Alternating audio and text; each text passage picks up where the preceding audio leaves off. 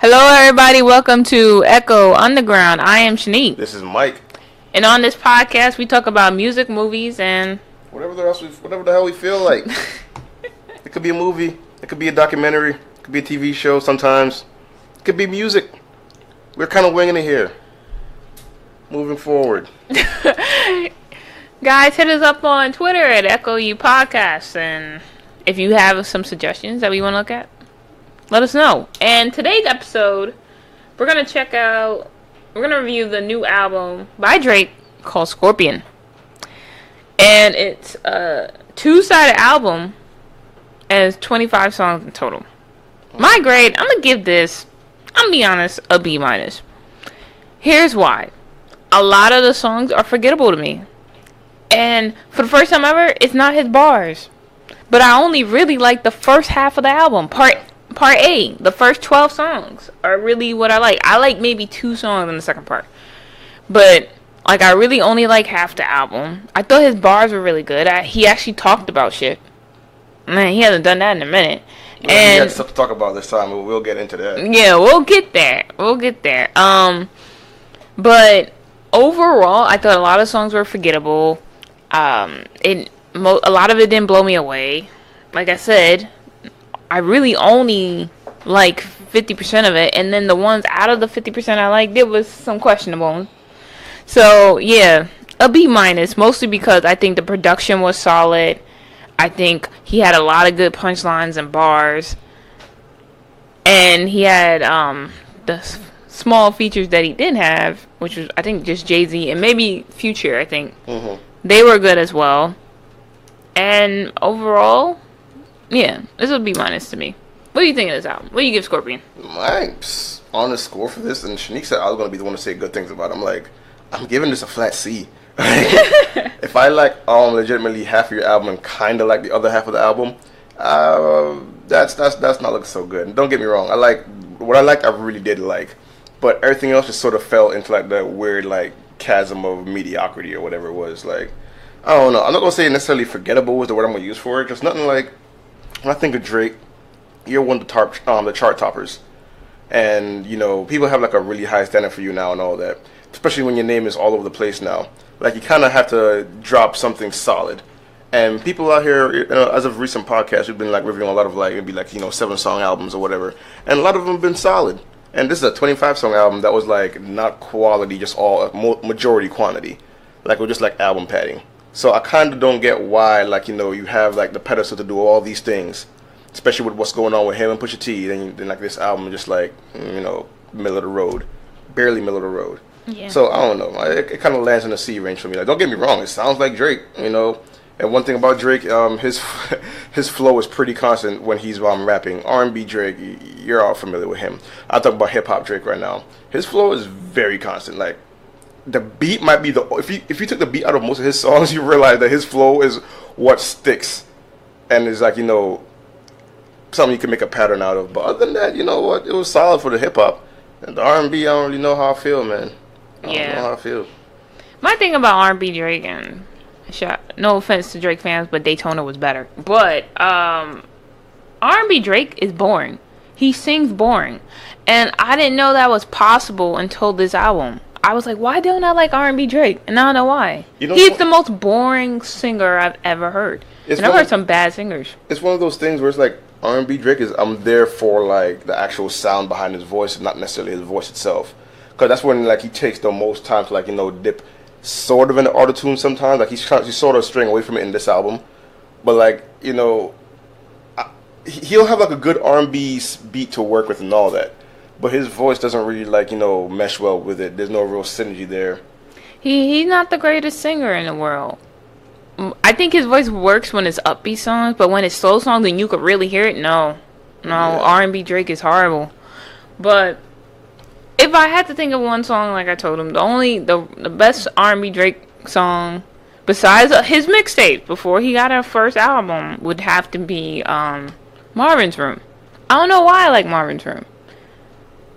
But it's basically a lot of these songs are like Marvin's Room but worse. So I can't do that, which is basically side B. Side B is a lot of singing, Second and takes a while to get through. It felt that to shit me was like horrible. I'm not gonna say it was even horrible for real, like for my opinion anyway. But I felt like, there was two different albums you were listening to. You're listening to Dre hip hop side, which don't get me wrong. If I should just rate the first 12, I'd probably give it like a B plus A minus, somewhere around there. I really liked it. The last part is like, damn, another one of these things, man. Shit, Drake. I thought you was gonna sprinkle it here and there. You actually just made like a whole. And don't get me wrong, there is some hip hop in the inside B, but like it's vast minority, Yeah. So I don't know, it's kind of hard to miss, man. Yeah, but let's get into our top 3. So number 3, for me, surprisingly, is on side B, and it's After Dark. I actually really enjoyed After Dark, and that's featuring Static Major and Ty Dolla $ign. I love the hook. After Dark, that part. It's very smooth. I liked his voice for once. His voice is very smooth on the track. It's a decent song. Ty Dolla $ign really worked well, and Static Major also did good on the song too. So it was a perfect mix of a good collab. Drake sounded fine. Lyrics were fine. I know it's supposed to be a sexy song, but his voice does not. It was more like slow than sexy to me. Even though the lyrics and everything was trying to present a sexy tone, I didn't get that. That didn't work on me. I'm sorry. But, yeah, After Dark is definitely my number 3. What do you think of After Dark, unless it's in your top 3? After Dark is not in my top 3, but I found that it's just one of those things where it's like, it was impressive for maybe the high notes itself. I couldn't really get dragged into this song. It wasn't really for me. I'll admit that, one thing about his beats for R&B is that they are varied. Himself, not varied himself, but like his music behind it, actually are varied. And this one was one of the more interesting beats to work with. But as far as the song goes itself, and just an opinion here, not for me, guys. The high notes might have been the only impressive parts for me because I'm not the biggest fan of Drake singing. I don't even know if Drake was the one doing After Dark, the actual singing. When I thought that was, I think it was Static Major. Well, I don't think it was him. That explains that. Well, I liked his high notes. Drake, I don't really know about. I wasn't really here for this song too much. Okay. What's your number 3? My number 3 and my only number 3 that's on side B is going to be Blue Tint. Now, oh yeah, that was actually a pretty good song. Blue Tint, I feel like, as far as the slower paced one that Drake tried to go for, probably my favorite one. And you can probably tell since it's my favorite. It's my only one on side B that's on my top 3 right now. You think Blue Tint is slow? Well, slower paced. Am I thinking about something else? Anyways, it was pretty. I mean, it wasn't as fast as No, that's what I'm saying. Slower paced, not necessarily slow paced, just slower than the rest of side A or whatever. But yeah, I'm gonna just keep going here. It was probably another solid one to find in side B because I was pretty much losing hope in side B. So I was just like, okay, I found something I liked. And don't get me wrong, it's not the only thing that I liked in side B, but it's the biggest standout for me anyway. Didn't feel like work to get through. Yeah, Blue Tint was probably another standout for me. It was very commercial. Like, I could see that on the radio. It's a fun song. I thought Future was fine in it. He wasn't really mentioned on Spotify, but I heard that voice and I was like, that's either Future or what did I also say? I think Rich Homie, somebody. It sounded like Young Thug or something like that. One of them niggas, which I think most of them are all the same, except Future because he's older. But it was catchy. It was a good collab, and it's one of the better songs on side B, definitely. So my number 2, which I think is I just had it in my head, lost it. Oh, Nice for What, which is it's what you call it. The sample is amazing, and it's also the sample of one of my favorite songs by one of my favorite artists, Lauryn Hill, X Factor. So of course I'm gonna like it just for that part. Whoever's the producer on this song, you deserve an award because you're literally the best part of the song, which is the beat. It's not really the lyrics.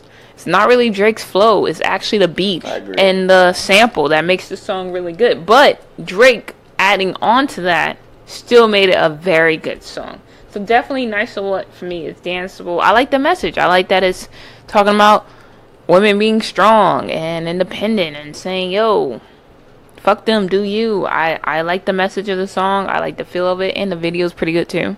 So yeah, Nice for What. What do you think of Nice for What?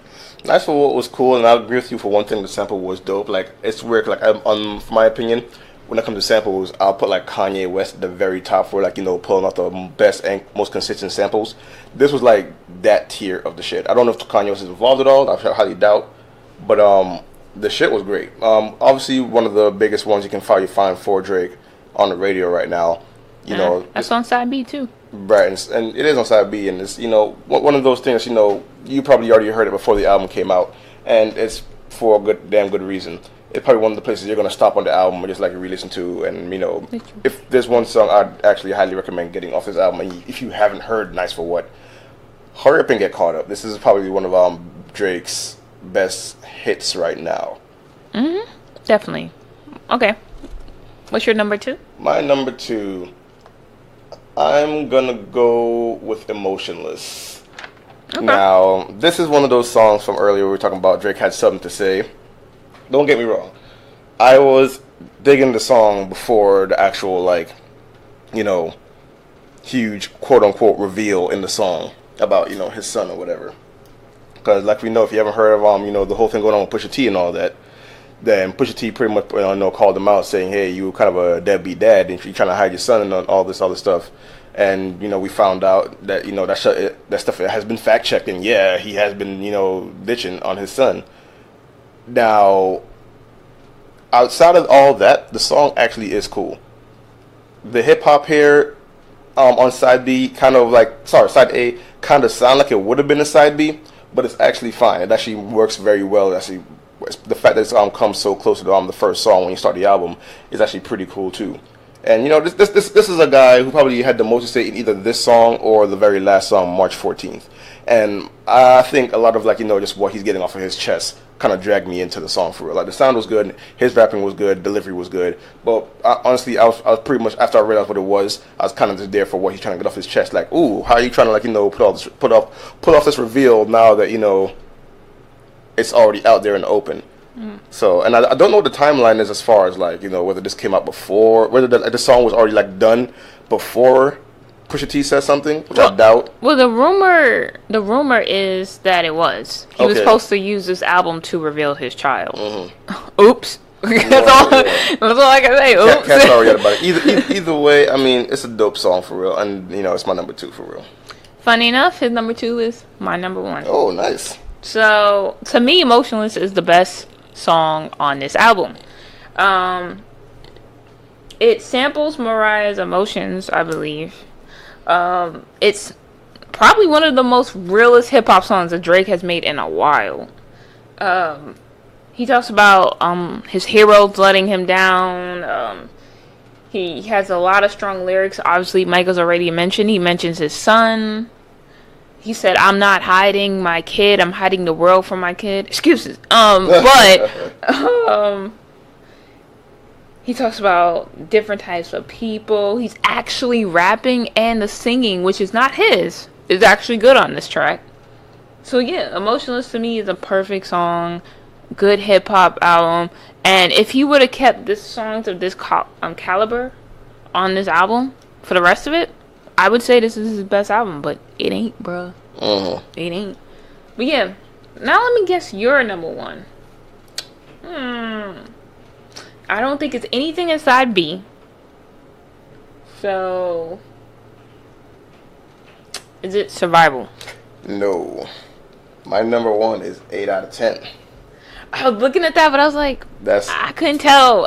Yeah, this is probably in my honest opinion, probably the strongest song. Outside of the weird ending at the very end of the song involving Plies' Instagram video, whatever the fuck it was. You big man. Whatever. Outside of all that, this song is actually hip hop Drake. Outside of all the mainstream hits so far, probably the one thing that was unknown and no single on this album that I feel probably would leave a good impression on you.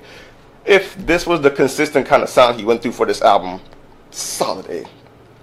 Easy. No disputing that. But, side B, he decided to take a different, boring singing. Musical direction, I'll call it. Boring singing. To, fill out the rest of the album, which he didn't have to, because I feel like 8 out of 10, holy shit, that could be a single. I want to hear that everywhere, to be honest. This is literally my favorite. Listen, man, if you haven't heard 8 out of 10, let's let it be known that Mike from Echo Underground said that this is the one he highly recommends. Yeah, 8 out of 10. I love the beginning. I like how it started because it came in really strong. The beat was classic. Like, it was such a classic hip hop beat that I could not even complain about it. Yeah, very good punchlines. The sample was on point. The shit with piles or with plies, whatever. That's what he sounded like to me. I know that's wrong. I don't give a shit. But it shit was funny. It actually made me laugh. I don't know why I was there, but it made me laugh. You've never seen it before, the Instagram video? No. Cause I don't. I mean, I know you don't have Instagram and all that, but like, I just. It's not even that. They like everywhere before. Nah, I wasn't really on my shade room shit back then. But yeah, I thought it was really good. The ending was funny, and had some really good punchlines and bars in it. So yeah, good job, Drake. All right, rewind. Back to the first song, Survival. Great opener. I thought this was a good song to open the album with. He mentions Meek Mill in there a little bit, but like subtly. He has some good punchlines that are solid. He's cocky as shit in there. He's saying he survived all these different beefs.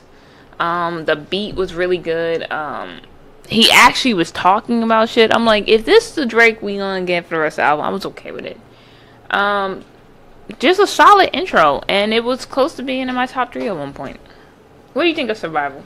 Survival was a pretty interesting one because this is one of those songs that ran through all the way without the need of a chorus, because it was just like straight bars all the way through, and I didn't even realize that until like I listened to it a second time without Shanique, and I was like, oh, wait a second, there's no chorus here. It's just like, all the way through, just getting shit off his chest.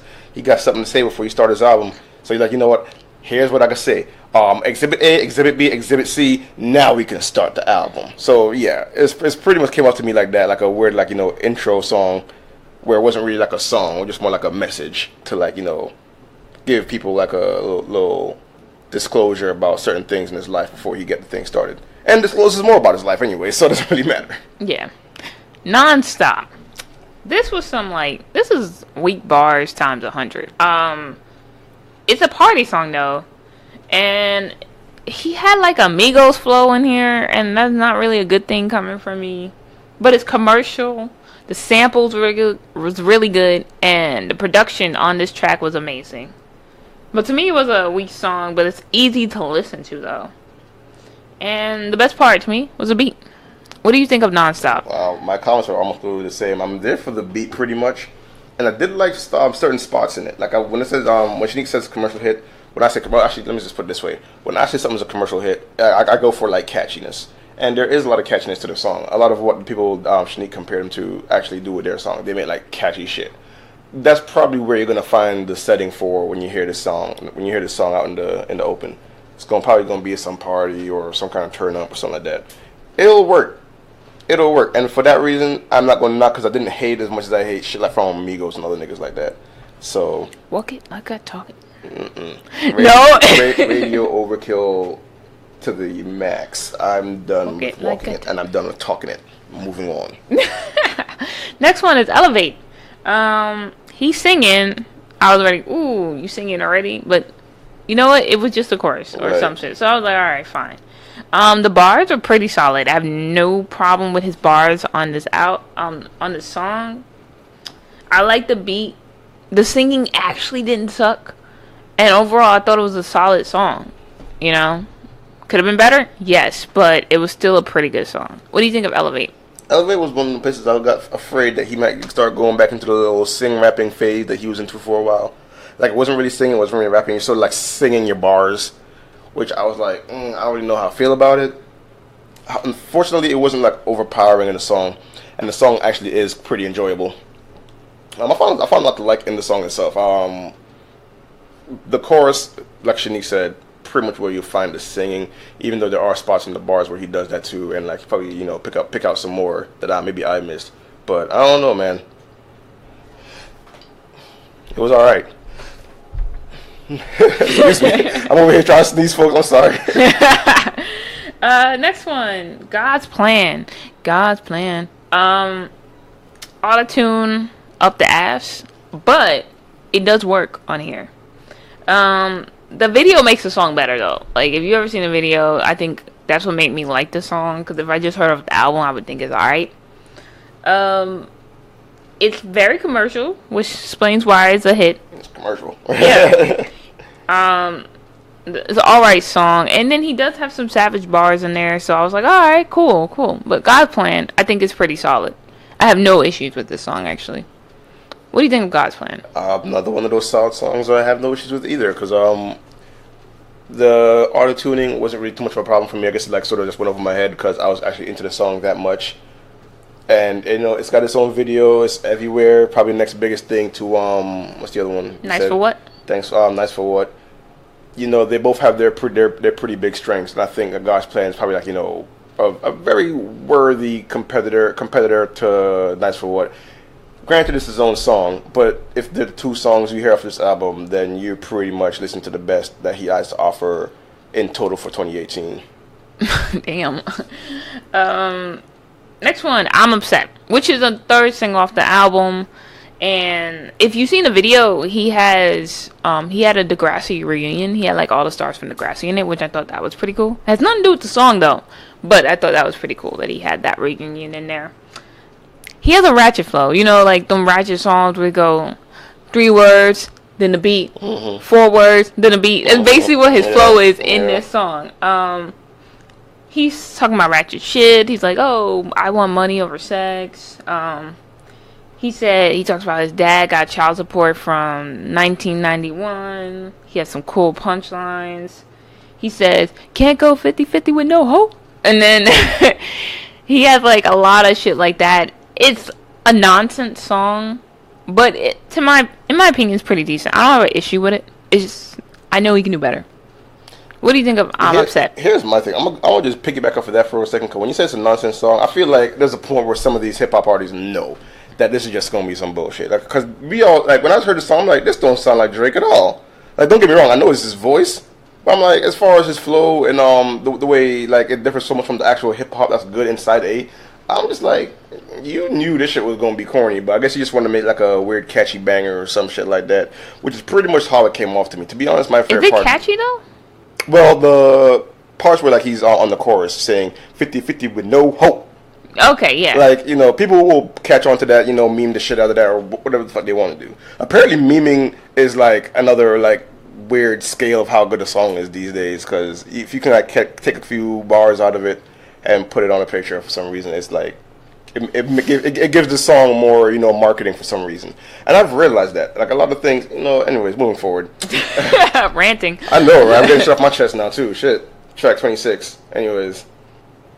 But yeah, I mean, I'm upset. It's alright. It's catchy here and there. It's just another one of them dumb, fun ones to some people. It might not be fun to me, but I know that's kind of what he was going for. He's looking for. Because 2018 has pretty interesting taste, so I don't doubt for 1 second that someone out there is going to be finding this like their favorite song on the album. Next one, Mob Tides. I don't know. I wasn't. First of all, when it opened up, it didn't even sound like Drake to me. So I was like, is this Drake only on this track? Because, you know, Spotify was fucking up and not telling me anyone was featured on anything. But it's a decent song, but to me, it's forgettable. Like, if I heard it, I'd be like, oh yeah, Drake made this song. But I'm not going to really remember it on the album. What do you think of Mob Tides? I'd probably agree with that. To be honest, I know there's someone else with him here, but I think like Drake actually had the better part in this. I don't think there's any much of a contribution from whoever was with him. Because I was like, in my notes, I'm like, yo, he should have just done this shit by himself. I don't, like, you know, even if it was by himself, it probably would have been still an okay song. But like, I feel like, you know, just time got taken out of making a good song because of the feature that was on it. And I'm like, it's there. Yeah. Maybe someone out there who's a fan of that person, if they know who it is, will like it. But I'm like, for me, for Michael's taste, nah. It's just there. Yeah. Next one, Can't Take a Joke. I don't like this song. I ain't gonna even lie. I don't particularly like this song. I thought the beat was stronger than him. And it's just his execution on the beat was a little weird. Oddly enough, it didn't work. The beat by itself work.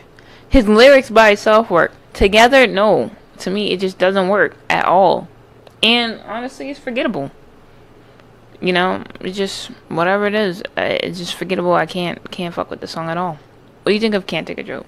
Can't take a joke. I mean, don't get me wrong. I'm sure there was something in there he was actually talking about, but like the song itself was just like so distracting to me. Shanique said she liked the beat and the lyrics. I was like, I don't Not know. together. I mean, yeah, not together, right? I feel yeah, you're right. You said not together, but I'm like to me it was just one of them distracting songs where it's like I don't know. I could find like a weak spot in side A right around this area right here, and I was like, not really. It's just. There wasn't much to listen to. Another one of the forgettable ones with Mob Ties, like Shanique said, and I don't know. Normally, I'm pretty easy on these songs if they have like a good chorus. Actually, no, you're right. This song actually did have a good chorus, but outside of that, if I have to bounce back to your chorus as like your life raft to like give a reason why I like the song, then that's not good. It's not. It's just it's there. The next one, which to me was one of the better, definitely the top songs on part A, Sandra Rose. It's a very solid song. The beat was on point. He had actual bars where he actually showed he had lyricism. I like that he had a line about Charlemagne in there. He was reflecting on his life. The flow was good. It was a little cocky, like always, but I still really enjoyed the song. What do you think of Sandra Rose? One thing about Sandra Rose stood out to me the most, and it's probably the only thing I even need to talk about with this song, is how like solid the lyrics were, because the lyrics were damn near poetic almost. If you go through the song, and I didn't take out any lines for this because I actually want you guys to go ahead and listen to it for yourself. As far as this album goes with lyrics, I feel like this one probably had the most interesting lyrics to listen to. And that's really where it falls for me. Probably would be my runner for an honorable mention if I had to pick one, because I would actually revisit this just to like see what the hell I missed. That's the kind of lyrics that he had in this song, and I feel like it's a solid thing. One of those things that I feel like because of how strong the lyrics are, I would even go as far as saying, yo, this shit might be baller even a cappella. But you know what? It worked altogether regardless. The beat was like nothing to write home about, but it worked because it wasn't like overpowering. I feel like he knew the lyrics were going to be strong and let the lyrics do most of the work. Because I feel like I said, I feel like the word I'm going to go with here is poetic, but it's fine. Alright, next up, Talk Up featuring Jay-Z. I feel like they wasted the beat. The beat was so good. But I felt like Jay-Z was hella lazy when he was rapping on this track for some reason. He felt like it felt like he was rapping like, yo, I'm here, I'm Jay-Z. Like, there was no energy when he was saying his bars. Maybe he saved it for his own album. I don't know.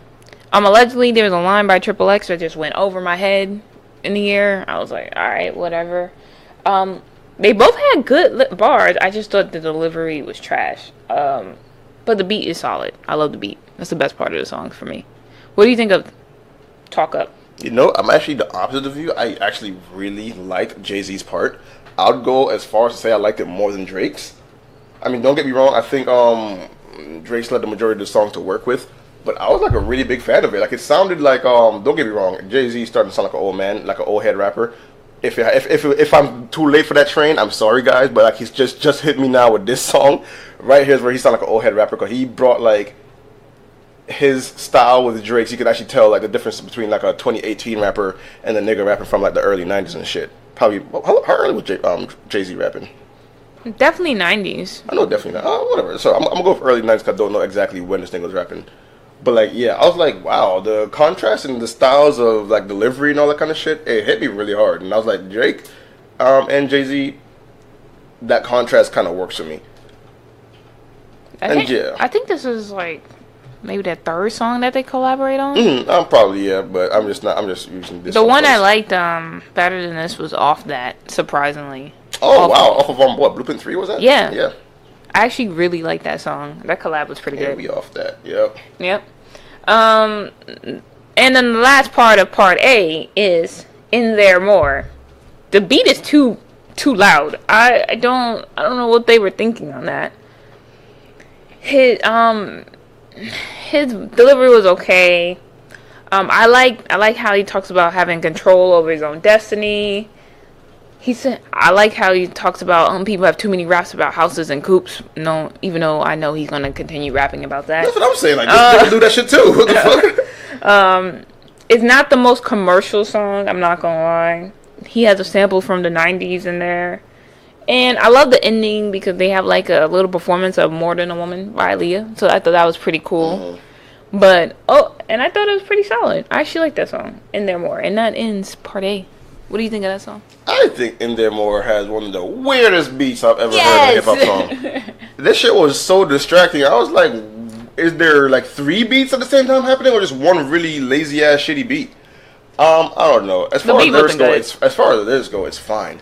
But this beat, like, I thought was just gonna start off weird to like do a little bait and switch. No, it just stayed that way. Like, that was the whole plan. I was like, I guess.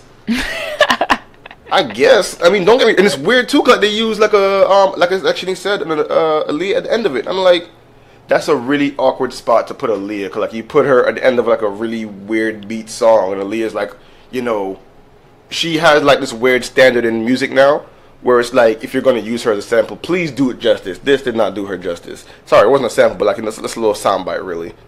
It wasn't even her. It was people singing her song. Oh, well, okay, so fine. Okay, her song.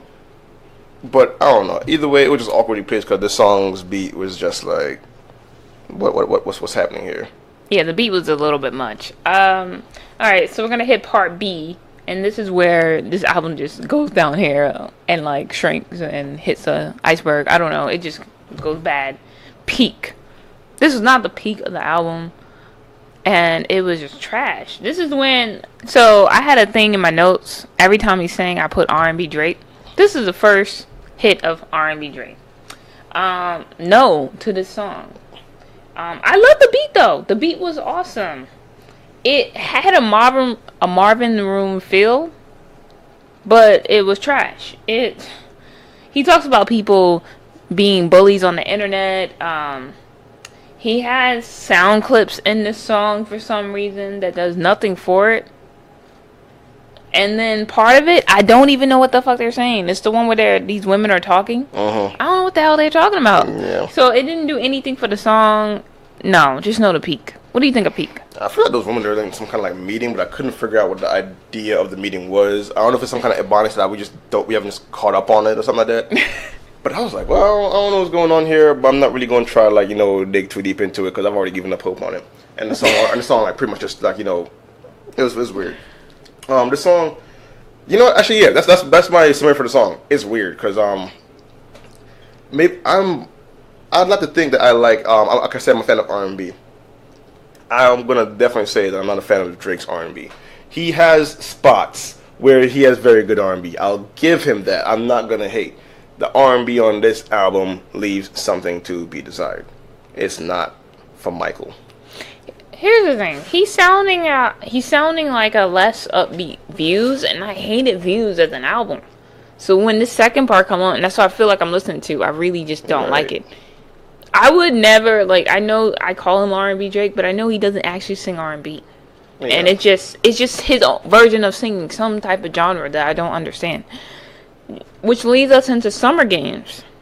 A similar opinion on this one, to be honest. He was trying to sound pop. He picked a very pop beat. He sang like a pop type song, but it was trash. And just no. No, just no. I can't. I tried. Nope. Yeah, Next one. I don't really, yeah, like, actually, I don't really have much of an opinion on this one too. It's just kind of felt like a weird, like, I'm trying something else category, like, not working. One thing about Drake in this album, he's not sticking to his strengths. He has very strong strengths when it comes to his hip hop, but I feel like, I'm not even gonna say universally, but a lot of people can, you know, vouch for him saying that, yo, Drake, this might not be for you, dog. I just don't know. This shouldn't even been on the album, to be honest. Like, no, this should have been like on the deluxe version. Not even on the deluxe version, because then you paying money for that shit. No. Just no. Absolutely not. Next one, Jaded. This is the most boring song on this album. Jaded did nothing for me. I agree. If there was good lyrics, I don't know what happened. Because the song is so fucking boring. You don't even care what he's singing about. No to Jaded. Just no. On to the next one. It's weird. I feel like this shit might be like elevated music. That's how like boring the shit was. I was like, yo, what is this? Okay, next one, Finesse, R&B Drake again. And he's boring as shit when he sings. Like, yo, I can. Are you seeing a pattern here? The chorus was the best part of this song. The rest just trash. It was boring. Nope. Can't I couldn't even do use that as an excuse for this song for real. I was just like, yo, the whole package, just return it to sender. I don't know. it. Just kick it. I don't know. Just kick it back. Ratchet Happy Birthday. What the fuck was this song? This song. And it's weird because here's why it's weird for me for real. And Shanique probably already knows. But it's the weird thing where he's just like doing this weird like Yep. in the middle of like he's singing the song. Don't get me wrong. His singing in the song is actually good. I'll give him that. Like he sounds good. It's just like the music itself altogether was like a boring package. But it's even made more so weird because this weird part where just like parts, should I say, throughout the whole song where he just like goes off into like this weird designer and then comes back into singing smooth. And it just doesn't make sense. It did not mesh, and it confused me for 4 minutes straight. Yo, and the worst part is, don't ever sing this shit to no one. Yeah. Don't sing Happy Birthday to me with this song. Yeah. Return to sender. I know somebody. Horrible ass lyrics. Oh. We already have enough ratchet Happy Birthdays. We don't need this. This one does not help. This is just a... I'll be disrespecting if someone sings something this happy birthday. Yo, don't sing me this. Like today's not my birthday no more. I'm sorry, yo. The beat is good though. I love the beat. Like I said, the production on this album is very solid. Except maybe that one beat from like part A. But no, Drake, what were you thinking? Take this shit off. Who told you to make Ratchet Happy Birthday? What the fuck was that? Shitty production on this one, man. Nah. Next one. That's How You Feel. So R&B Drake strikes again, right? With bad lyrics, good enough to be commercial though. And then it's weird. He has clips from Nicki Minaj performing that sound better than his flow on his own song. Yeah. And she sounded better rapping on the beat than he did. Live performance where she's like having like, you know, random stops and everything. And I'm like, that actually sounds better than you right now, Drake. That is horrible. Like, no. She, like, by the way, Nicki rap like that again. But, I forgot what clip it is, but it's from a performance. And he put his beat behind her performance. She's not even rapping about the same shit. She's not even rapping to the same song. And she sound amazing on it. So points just for the clips. But I don't even know why the clips were there. Another awkward placement kind of thing. Same with the other song we talked about earlier, where it's just like, why just at the end of a song when this beat's so fucking weird? Yeah, like I don't know. You got anything more to say? No, I'm good. I'm Gucci. All right, next one. In My Feelings. So this is R&B Drake again, being light skinned and in his feelings. The bar's okay. The chords are the best part. And I like that he sampled Lil Wayne in there. I thought that was pretty cool. Other than that, I'm in my feelings that he's wasting my time with this song. Yeah. Like, no. Just no. Anything else? No. He's like, no. Oh, alright. Next one. Don't Matter to Me featuring Michael Jackson. I'm gonna be probably in the minority. I don't like how Michael Jackson sounds on this track.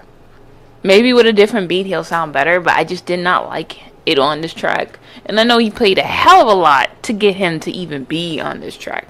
You know, post dead and stuff. Actually, probably a lot even if he was alive. But this is not the best collab for me. I didn't particularly like it. What do you think of Don't Matter to Me? I'm not super huge fan of it, but I will say as far as part B goes, it's, in my opinion, I know Shanique's not a big fan of it, but in my opinion it actually is a shining spot considering the last like 500 songs on side B, which feels like at this point were like such garbage. This one I was just like, you know, and to be fair, I kind of agree with Shanique. To me, it just didn't really sound like Michael Jackson. Like, don't get me wrong. We're pretty sure it was from Michael Jackson, but I don't know. Another one of those weird production things where it's like, why'd you use it though? Like it's weird. Like you have really good parts to work with. Like, you're building a great car, but like, you know, you're pretty much, you know, you got a hoopty to work with, but you put like $500 wheels on it. Like, it's still going the same speed. It's still a fucking hoopty. That's really what this is. Like, you put really shiny rims on it, and it's still moving at 20 miles an hour on the highway. So that's kind of where I land on it. Because, like, Michael Jackson's part, like I said, I'm a fan of it. Not really sure if it's like, you know, a good idea for him to use it. And I'm not even too big of how everything, you know, kind of just came together for real. But it's still a shining spot for me considering what Part B was. At least this part showed some kind of experimentation that kind of was in the right direction. Sort of missed its mark. I mean, hell, this is probably the one song on the album I have an actual review for on side B. So, because everything else was kind of like garbage so far. So, well, except for the one that me and Shanique had in our top threes. But this one, interesting direction, bad execution. Yeah. Next one, Final Fantasy. It's kind of like a hybrid. Half the song he's rapping, half the song he's singing. I thought his flow was really smooth in the first half. The lyrics are interesting. He was trying to be sexy. He pretty much failed. Then R&B Drake hits in the second half, and I don't care.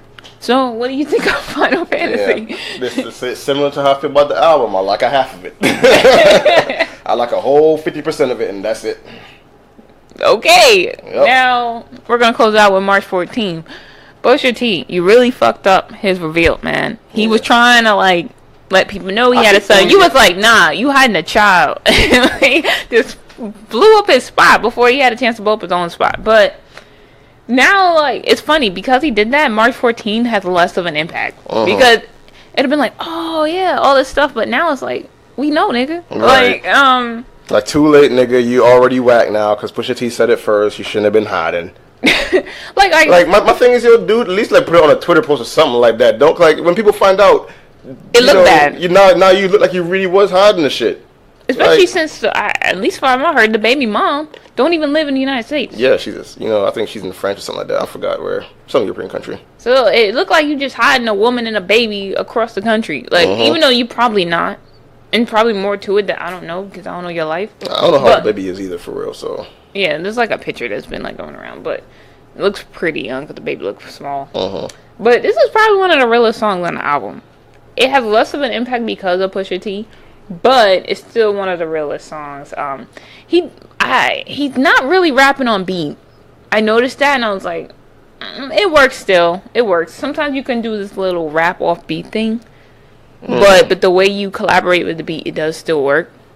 It's a very sweet song. This is one of those hybrids. Part of it he's rapping, and the next half he's singing. I actually liked the whole thing, the hybrid together, unlike Final Fantasy. So yeah, definitely, I thought March 14th was a good way to close this album. It started with something real, ended with something real, so I'm okay with it. What do you think of March 14th? I think March 14th is a watered down Emotionless, and I feel bad because the same way Pusha T, put the news out there first, Emotionless sort of put the news out there already too. So when I heard Emotionless, I was like, okay, I already got like my feel from Emotionless, and I feel like Emotionless was a better song as well. Yeah. But as far as closing out the album, I feel like he just wants to drive the point home, and I feel like that's a smart idea to put the song one more time, put it out there like, yes, it's true, it's a real thing. So, he may not be DJ Khaled with his son, who actually, really, really is in love with his son. But at least, like, he put it on there multiple times for emphasis so that no one can say that, he ain't never said nothing yet. Because at least now he's saying something. Probably, and like Shanique said, probably did, have it in the works before Pusha said something. But because of how life worked out, it looks bad anyway. So that's what it is. All right. So this is our review of Scorpion. Let us know what you guys think. Hit us up on Twitter at Echo U Podcast. And you can find us on all social media sites at Echo Underground Podcast. And if you listen to us to your phone, we're on apps as well. All under Echo Underground Podcast. And we will see you guys next episode. Bye. See ya.